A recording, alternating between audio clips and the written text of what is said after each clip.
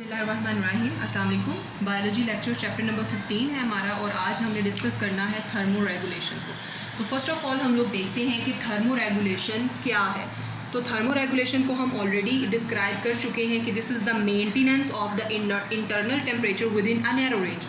तो अगर एक लिविंग ऑर्गेनिज्म अपनी बॉडी के इंटरनल टेम्परेचर को एक स्पेसिफिक रेंज में रखता है, एक नैरो रेंज में रखता है, उसको मेंटेन करता है, then this process is called the thermoregulation. अभी हम लोग डिस्कस करेंगे थर्मो रेगुलेशन इन प्लांट्स को। तो थर्मो रेगुलेशन इन प्लांट्स क्या है?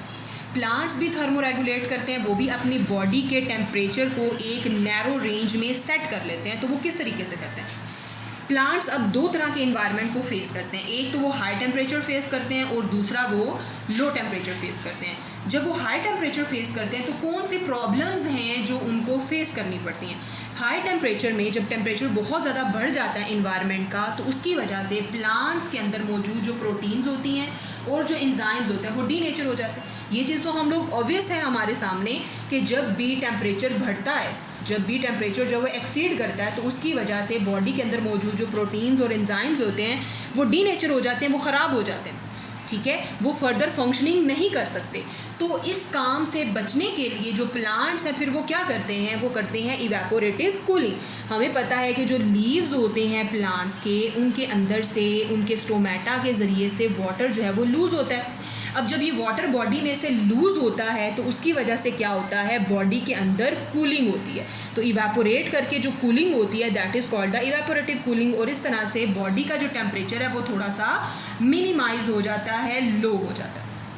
दूसरी चीज़ जो हम देखें कि जब ये इवेपोरेटिव कूलिंग होती है तो इसकी वजह से क्या होता है? Deficiency of the water. अब प्लांट्स जब इतनी ज़्यादा गर्मी में बार बार वो इवेपोरेटिव कूलिंग करेंगे तो उनकी बॉडी में वाटर की क्या हो जाएगी? डेफिशिएंसी। जब इनकी बॉडी में वाटर की डेफिशिएंसी हो जाती है तो उसको टैकल करने के लिए फिर ये प्लांट्स क्या करते हैं? वो अपने स्टोमेटा को क्लोज कर देते हैं। They close their stomata. अब स्टोमेटा अगर क्लोज हो गए, इवेपोरेटिव कूलिंग नहीं हो रही, तो अब इस केस में क्या होगा कि इस केस में जो प्लांट्स हैं, ख़ास तौर पर वो वाले प्लांट्स जो ऑल टाइम हाई टेम्परेचर पर रहते हैं, जैसे कि अगर हम कुछ प्लांट्स की एग्जांपल डिस्कस करें तो वो ऑल टाइम 40 डिग्री सेंटीग्रेड जो है उसको फेस कर रहे होते हैं, तो वो 40 डिग्री सेंटीग्रेड पर रह रहे होते हैं। तो ऐसे प्लांट्स जो बहुत ज़्यादा हाई टेम्परेचर पर रह रहे हैं वो क्या करते हैं? उनको तो फिर ऑल टाइम अपने स्टोमेटा ओपन रखने पड़ेंगे इवेपोरेटिव कूलिंग के लिए, तो उनकी तो बॉडी में डेफिशिएंसी हो जाएगी। तो अब ये प्लांट्स क्या करते हैं? इनके अंदर एक special type of the proteins जो है वो जनरेट होती है जिसको हम कहते हैं हीट शॉक प्रोटीन्स। ये क्या होती हैं? Heat shock proteins. ये ऐसी प्रोटीन्स हैं, these are the special proteins that embrace other proteins and enzymes and prevent them from denaturation. अब ये special type of the protein होती है। मिसाल के तौर पर मैं ये ए प्रोटीन लेती हूँ, इसके साथ आकर बहुत ज़्यादा जो है वो हीट शॉक प्रोटीन्स अटैच हो जाएंगी, और जब ये हीट शॉक प्रोटीन्स इसके साथ अटैच हो जाएंगी तो इसको कोई फ़र्क नहीं पड़ेगा इस प्रोटीन को या एंजाइम को, और ये बच जाएगा फ्रॉम द डीनेचरेशन। तो हीट शॉक प्रोटीन्स जो है वो स्पेशली और बहुत ज़्यादा मिकदार में पाई जाती हैं ऐसे प्लांट्स के अंदर जो ऑल टाइम हाई टेम्परेचर को फेस करते हैं। तो उनके अंदर कौन सी प्रोटीन्स पाई जाती हैं? Heat shock proteins. देन हम लोग मूव करते हैं कि प्लांट्स एक तरफ जहाँ पर हाई टेम्परेचर फेस कर रहे थे और उसको फिर रेगुलेट कर रहे थे मुख्तलिफ स्ट्रेटजीज़ के थ्रू, तो अगर यही प्लांट्स अगर लो टेम्परेचर को फेस करते हैं तो वहाँ पर उनको कौन कौन से प्रॉब्लम्स जो हैं वो फेस करने पड़ते हैं। तो सबसे इंपॉर्टेंट चीज़ है fluidity of the cell membrane. हमें पता है कि सेल मेम्ब्रेन किस काम के लिए इस्तेमाल होती है? ये इस्तेमाल होती है for the transport of the material. और इस काम के लिए, इस ट्रांसपोर्ट के लिए, अगर यहाँ पर मैंने एक सेल मेम्ब्रेन जो है वो ड्रॉ की हुई है जिसमें ये इसके जो है वो लिपिड वाला पार्ट है और ये इसकी प्रोटीन पार्ट है, प्रोटीन एम्बेडेड फॉर्म में मौजूद होती है।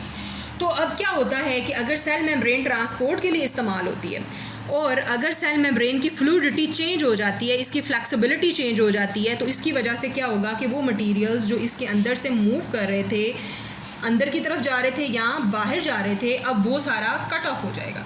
अब वो क्यों कट ऑफ होगा कि जब टेम्परेचर बहुत ज़्यादा लो हो जाता है, जिसकी वजह से क्या होता है? ठंडक आ जाती है। ठंडक की वजह से जो हमारे पास मेम्ब्रेन के अंदर मौजूद जो लिपिड्स हैं, वो लिपिड्स किससे मिलकर बने हैं? फैटी एसिड्स से। लिपिड्स किससे बने हुए हैं? फैटी एसिड और ग्लिसरॉल से।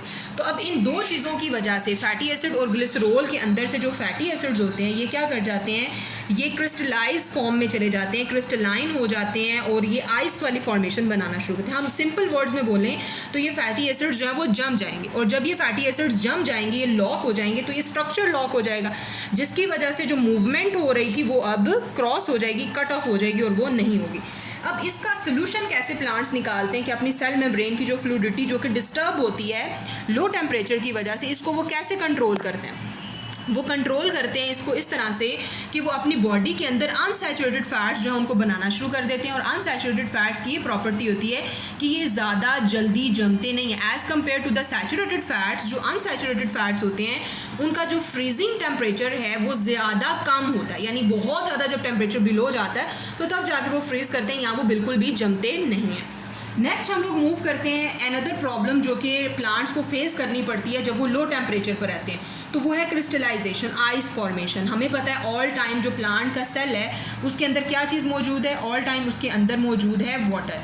तो वाटर जो है जब फ्रीजिंग पॉइंट आ जाएगा, जब बहुत ज़्यादा आइस फॉर्मेशन होना शुरू हो जाएगी इस वाटर की वजह से, तो उससे क्या होगा कि प्लांट के अंदर जो प्रोटोप्लाज्म है वो डिस्टर्ब होना शुरू हो जाएगा, वो डैमेज होना शुरू हो जाएगा। जब ये आइस उसके साथ टकराएगी तो उससे क्या होगा, उसके अंदर पोर्स बनना शुरू हो जाएंगे। इस चीज़ को ओवरकम करने के लिए प्लांट्स अपने अंदर कर लेते हैं सुपर कूलिंग। सुपर कूलिंग में क्या होता है कि जो लिक्विड होता है वो लिक्विड ही रहता है, वो सॉलिड फॉर्म या आइस नहीं बनता, लेकिन उसका टेम्परेचर जो है वो एक आइस की निस्बत भी बहुत ज़्यादा नीचे चला जाता है।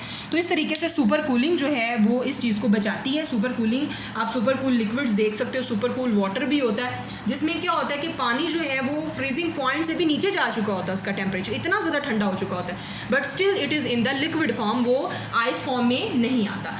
इस तरह से प्लांट जो है वो अपने हाई टेम्परेचर में और लो टेम्परेचर में अपने आप को रेगुलेट कर रहे होते हैं डिफरेंट स्ट्रैटेजीज़ के थ्रू। अब हम मूव करते हैं थर्मो रेगुलेशन इन एनिमल्स की तरफ। तो एनिमल्स जो है वो किस तरीके से थर्मो रेगुलेट करते हैं? एनिमल्स में तीन इंपॉर्टेंट चीज़ें हैं जिनको हमें डिस्कस करना बहुत ज़्यादा ज़रूरी है। The first one is the body heat, second one is the heat gain and loss. तो अगर मैंने यहाँ पर ये एक एनिमल बॉडी जो है वो ड्रॉ की हुई है, इसकी दोनों जानिब इसका इन्वायरमेंट है। तो एनिमल जो है वो खुद अपनी बॉडी के अंदर हीट जो है उसको जनरेट करता है। किस तरीके से हीट जनरेट करता है? मेटाबॉलिज्म के थ्रू। जो उसकी बॉडी के अंदर रिएक्शंस परफॉर्म हो रहे होते हैं, उन रिएक्शंस के अंदर बाय प्रोडक्ट के तौर पर क्या चीज़ प्रोड्यूस होती है?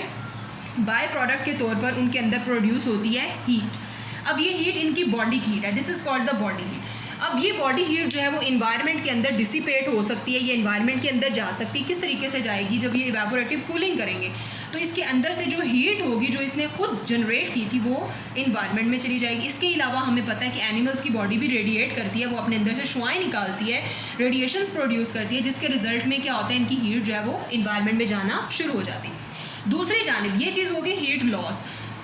जो हमारे पास थर्ड कैटेगरी है हीट गेन, तो वो किस तरह से होती है? इन्वायरमेंट में सूरज है, सूरज की शुआएं निकलती हैं जिससे हमें मेनली हीट जो है वो मिल रही है। तो ये इन्वायरमेंट के अंदर से जो हीट है वो जाती है एनिमल के अंदर जब वो सन बास्किंग करता है या वैसे वो एक जो है वो अपने इन्वायरमेंट में रहता है, तो ये सन की जो रेडिएशंस होती हैं वो हीट लेकर इसकी बॉडी में जाती हैं और इस तरह से हीट गेन करता है।